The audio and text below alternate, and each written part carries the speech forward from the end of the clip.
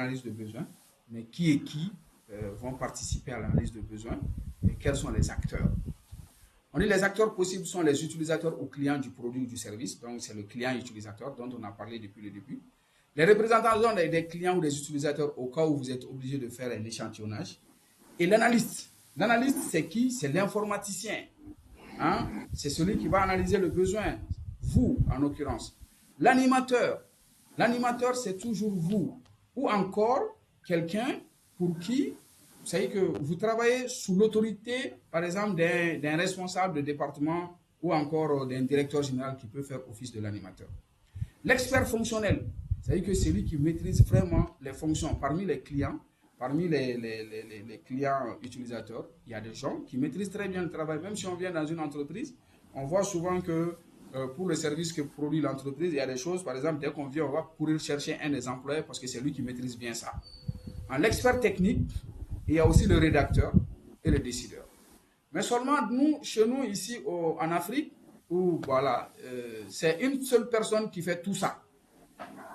Il fait l'analyste, il fait l'animateur, il fait l'expert fonctionnel, il fait l'expert technique, il fait le rédacteur et il fait le décideur. Bon, le décideur, le plus souvent, c'est le client. Donc, vous voyez que souvent, c'est là où beaucoup de choses capotent. D'accord?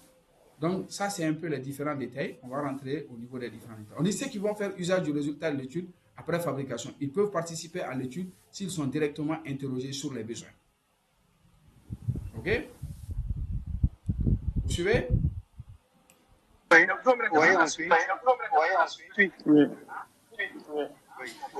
a une question? Qui veut poser une question?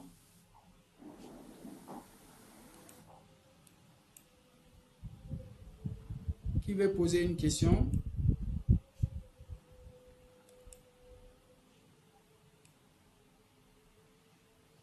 D'accord. Donc, on dit les représentations, le représentant des utilisateurs, généralement nommé par ses pairs, il va se charger de transmettre le besoin des utilisateurs finaux. On veillera à ce qu'il soit lui-même utilisateur du résultat afin de limiter les interprétations sur les réels besoins.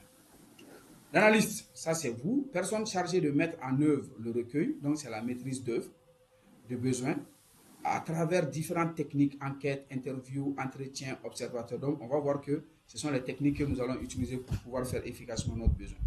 L'animateur, comme je le disais tout de suite, il va organiser les groupes de travail, les animer. Ainsi, on peut lui demander d'animer une séance de créativité. Ce rôle peut être rempli par l'analyste ou encore par un supérieur hiérarchique. L'expert fonctionnel, c'est celui qui va, à partir du besoin, le traduire en fonction à remplir. Ce rôle peut aussi être rempli par l'analyste ou par un des utilisateurs, généralement un client utilisateur. L'expert technique, il est l'expert des solutions techniques de la construction du produit du service. Il intervient peu dans l'analyse de besoins, voilà, dans la mesure où un besoin devrait être exprimé en dehors de toute contrainte technique. Cependant, dans certains projets, il peut intervenir dans la phase d'étude préalable, par exemple, afin de canaliser les besoins, afin que certaines fonctions qui ne peuvent pas être remplies puissent être rapidement écartées de l'analyse. Donc, nous, dans notre cas, ça c'est dans les gros projets. Ça c'est vraiment dans les gros projets. Donc, on aura besoin de plusieurs informaticiens. En fait, la personne qui va faire l'étude MERIS ne doit pas participer à la réalisation du cahier de charge client. Parce que si lui participe à la réalisation du cahier de charge client, il va orienter le cahier de charge client selon des visions techniques que lui il a. Donc, le cahier de charge client doit être réalisé en dehors de la personne qui va faire la modélisation et la réalisation de l'application. Normalement. Mais malheureusement, dans la plupart des projets, c'est la même personne qui fait tout ça.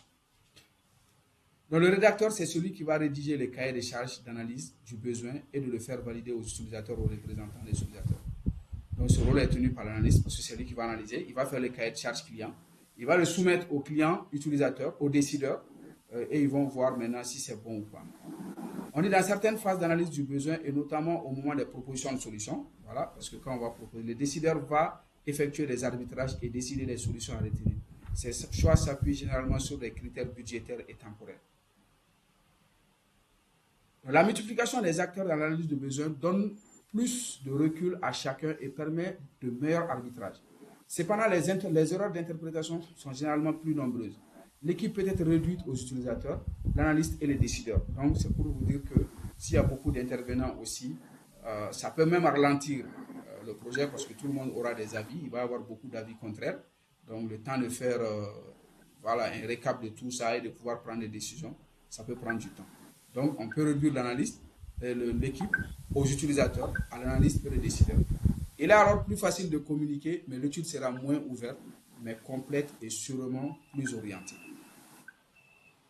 Donc, toute cette personne-là, c'est ce qu'on peut trouver dans l'analyse de besoin, mais en réalité, tout ceci n'est pas très, très utile pour ne pas avoir un nombre. Parce que si le nombre le nombre de personnes de l'équipe est très élevé aussi, ça peut amener à des problèmes. Voilà. C'est bon?